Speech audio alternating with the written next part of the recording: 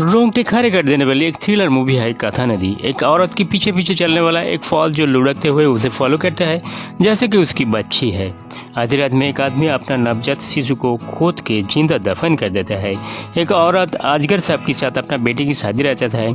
इंसान क्यों ऐसा अजीब सा हरकत करता है, क्या है वजह, जानने के लिए चलिए कहानी की ओर। फ्रेंड्स, मैं हूं प्रशांत, आपको स्वागत करता हूं मेरा चैनल पीएस मूवी स्टोरी में। आज मैं 2015 में रिलीज हुई एक psycho thriller fantasy Assamese movie कथा नदी को एक्सप्लेन करने जा रहा हूं। इस मूवी में कहानीकार एक सूत में 4 कहानी को बुनने की कोशिश किया है। पहला कहानी मूवी की शुरू में एक आदमी को गहरा रात में जंगल में जाते दिखाई देता है और रोते बिलखते हुए एक बच्चे को जिंदा दफन कर देता है। दूसरी कहानी में गांव के रास्ते में केतकी नाम के एक शादीशुदा औरत को चलते दिखाई देता है जिसके पीछे लुढ़कते हुए एक अजीब सा फॉल पीछा करता है। केतकी जहां भी जाती है ओटेंगा नाम के वो फॉल उसके पीछे पीछे चलते हैं। इस नज़ारा को देखकर गांव के बच्चे बूढ़े हैरान होते हैं और केतकी को डायन समझकर हंसी मजाक करते हैं। केतकी ओटेंगा की तरह लोगों की बर्ताव को नजरअंदाज करती है।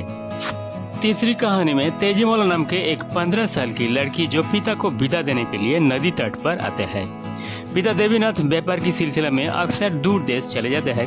देवीनाथ अलविदा कहकर एक नाव में चले जाते हैं। पिता को जाते देखकर तेजीमोला की मन में पिता के साथ दूर देश घूमने की ख्वाहिश रखते हैं। उसकी मन की इच्छा को साथ में आई हुई माँ को बताते ही माँ अचानक खफा होते हैं और तेजीमोला को कस के गाल पे एक थप्पड़ मारते हैं।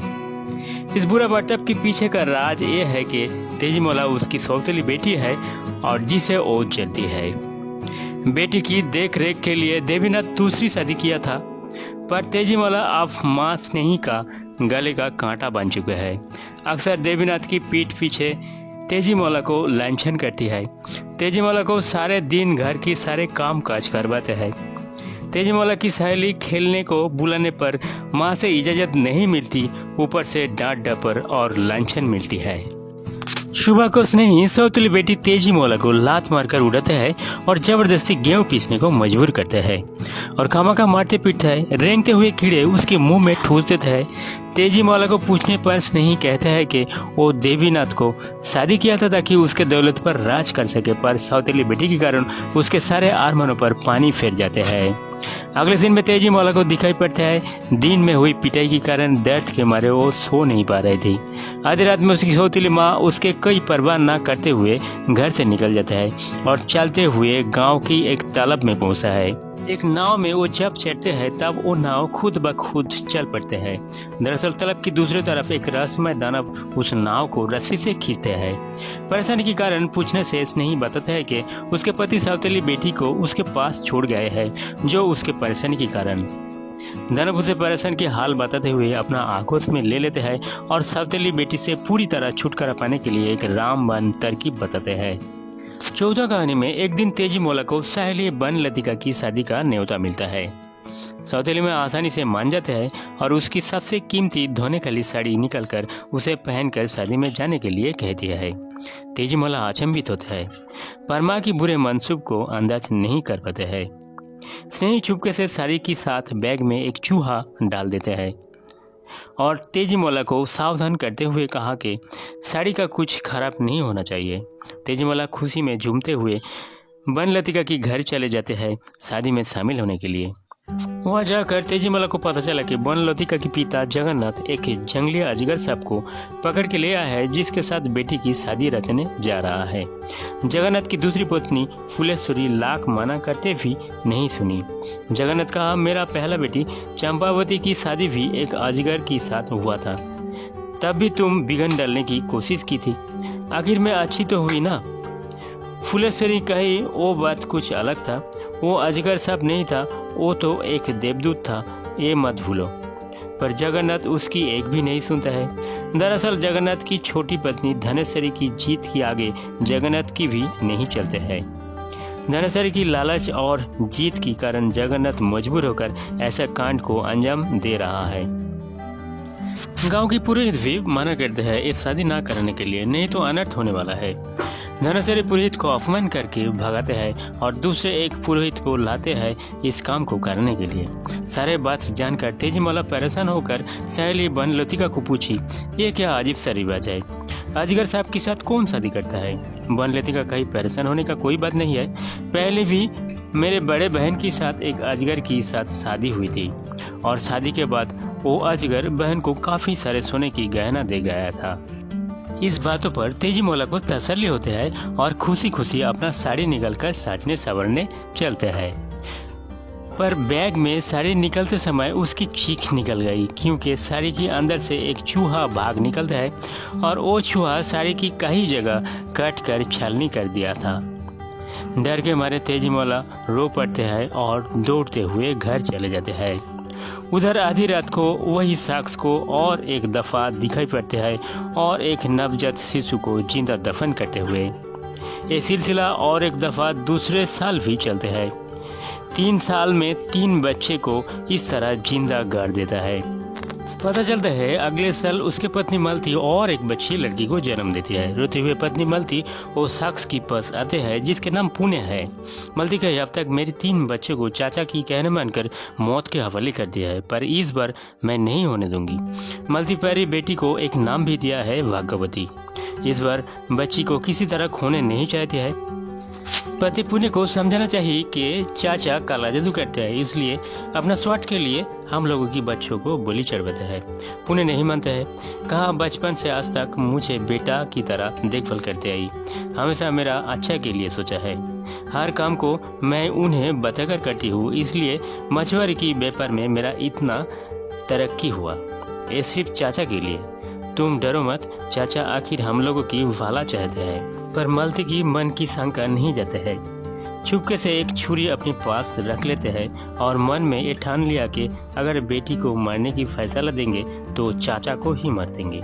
दूसरी तरफ केतकी को दिक्कत है। केतकी पैसे में गुलकर की काम करते हैं। केतकी डायन होने के साथ साथ इस काम के लिए भी मशहूर है गांव में। देवीनाथ व्यापार के सिलसिले में केतकी की घर आ पहुंचता है और केतकी के अगल बगल चलते फिरते ओटेंगा फल को देखकर अचंभित होते हैं। वापसी के दौरान अपना साथी से उस फल के बारे में पूछते हैं। साथी बताता है कि केतकी जब से इस गाँव में आए थे तब से वो फल बच्चे की तरह साथ रहते हुए उसे फॉलो करते हैं। सुना जाता है कि उसके कोख से वो फल पैदा हुआ था। केतकी देवीनाथ का दिया हुआ काम खत्म करके डिलीवरी के लिए ले जाते हैं, पर देवीनाथ मिलते नहीं। उसके साथी उसे मजदूरी का पैसा देता है। केतकी देखा जो निर्धारित रकम से ज़्यादा था।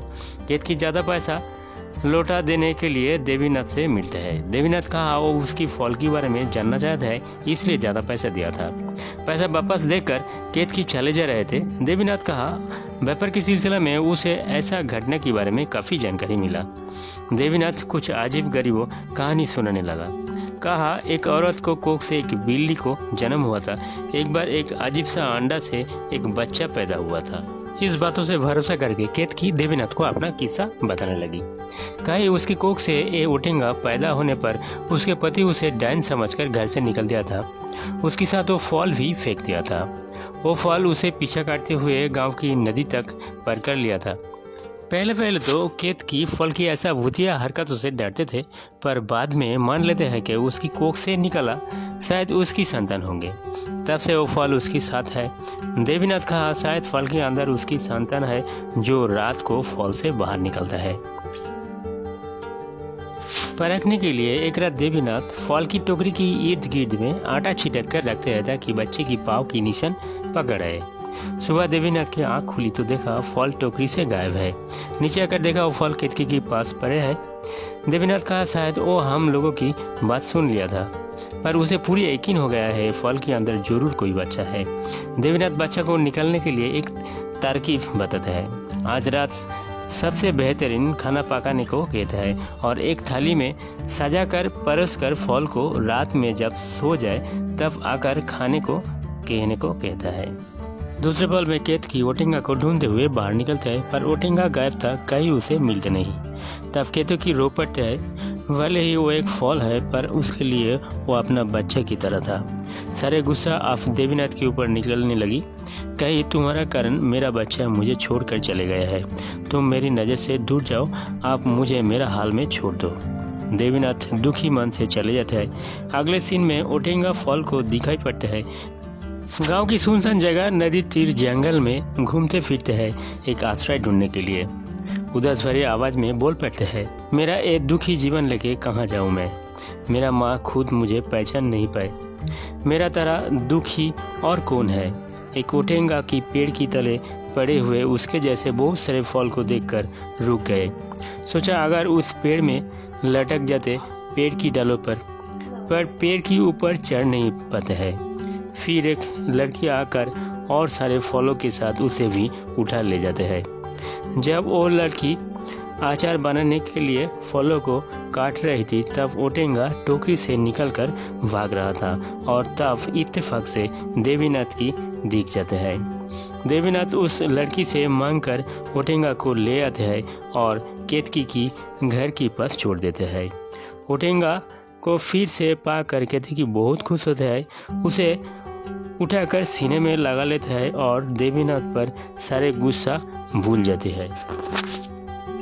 उस तरफ साड़ी की ऐसा हालत देखकर स्नेही रोते बिलखते हुए कपड़ा को फाड़ कर आग में जलाता है। आधी रात को तेजी मौला को धान कूटने के लिए बुलाता है। दानव की कहना मानकर धान कूटने के बहाने में तेजी मौला को बुलाकर ढेकी की तरह पहले दोनों हाथ फिर दोनों पांव तोड़ देती है और आखिरी में सर को कुचलकर जान से तेजी मौला को मार देता है। फिर लाश को घसीटते हुए जंगल में दफना देती है। सुबह स्नेही की आंख के सामने तेजी मौला की कब्र से एक पौधा निकलते दिखाई देता है। शायद स्नेही का पाप एक पौधा बन के निकलते हैं। दरअसल स्नेही स्किज़ोफ्रेनिया नाम के एक मानसिक बीमारी का शिकार हुआ था। हेलुसिनेशन में उसे दानव को दिखाई देता था। शायद लालच उसे पागल बना दिया था। तेजी मौला की कहानी यहाँ खत्म होता है। उधर पुणे बच्ची लेकर पत्नी के साथ चाचा की पास आते हैं। पुणे के चाचा भले ही आंखों से नहीं देख पाते, फिर भी चाचा के घर के पास जाते ही चाचा को मालूम हो जाते हैं कि पुणे आए हैं और वो घर के बाहर निकल आते हैं। पुणे को कहा मालती एक भाग्यशाली संतान को जन्म दिया है, उस बेटी तेरा किस्मत को बदल देगी, इसलिए उसकी नाम रखता हूँ भाग्यवती। ऐसा सुनकर मालती हैरान हो जाते हैं। चाचा को कैसे मालूम हुआ कि मैं भी बेटी का भाग्यवती नाम रखा। उसके हाथों से छुरी गिर जाते हैं और चाचा जी से माफ़ी मांगती है। चाचा कहा अगर अगले 3 बेटे के लिए अफसोस होता है तो आज रात उसी जंगल में जा जहां उस 3 बच्चों को दफन किया था। मालूम हो जाएगा क्यों उस 3 संतान को मारने को कहा था। मालती और पुणे उस रात जंगल में उसी जगह पर जाते हैं जहां उस 3 मरे हुए बच्चों को आत्मा ने कहा कि वो सारे संतान अगर जिंदा रह जाते तो 15 साल की उम्र में पिता पुणे को मारकर सारे दौलत को हड़प कर लेते। इसलिए पुणे की चाचा ने वो 3 संतान को मारने को कहा था। मालती की कहानी यहाँ खुशी खुशी एंड होते हैं। उधर बड़ी रस्म रिवाज के साथ वन लतिका की शादी हो जाते हैं अजगर सांप के साथ। रात में धनेश्वरी घर के बाहर चौकन्ना रहना था पर खुशी के मारे सो गई थी। सुबह बेटी को सांप की पेट फाड़ कर निकाला जाता है। सिर्फ माँ की लालच के कारण एक बेटी को जान गंवाने पड़ी। यहाँ धनेश्वरी की कहानी खत्म होते हैं। अगले सीन में केतकी को दिखाया जाता है। केतकी देवीनाथ की सलाह मानकर कुछ अच्छा पकवान बनाया था। एक थाली में परस कर ओटेंगा को कहा बेटा रात में जब सब सो जाए तब फल से बाहर आके खाना खा लेना। फिर केतकी सो जाते हैं पर छुप कर ओटेंगा पर नजर रखते हैं। देवीनाथ भी घर की बाहर से छुपके से अंदर नजर रखते हैं। अचानक देखा कि टोकरी से एक बच्चा निकलता है और थाली में रखा हुआ खाना खाने लगी। केतकी देखकर हैरान हो जाती है। तब देवीनाथ तुरंत घर के अंदर आके फल को आग में जला देते हैं। केतकी रोते हुए बच्चे को गोद में उठा लेते हैं। केतकी की सारे दुख यहाँ खत्म होते हैं। मूवी में दिखाए गए 4 कहानी में एक सामान्यता दिखाई पड़ता है। जैसे कि हर कहानी में असल मुद्दा है संतान। पहला कहानी में पुणे और मालती को बेटी भाग्यवती मिलने से जिंदगी में खुशी का नदी बहने लगी। केतकी को एक बेटा मिलता है ओटेंगा फल के अंदर से। धनेश्वरी लालच के कारण अपना बेटी को खोते हैं। देवीनाथ अपना बेटी को गंवाते हैं दूसरे पत्नी की लालच के कारण। हर किसी को अपना संतान के कारण शगुन मिलता तो किसी का दुख नसीब होता। और कहानी यहीं पर खत्म।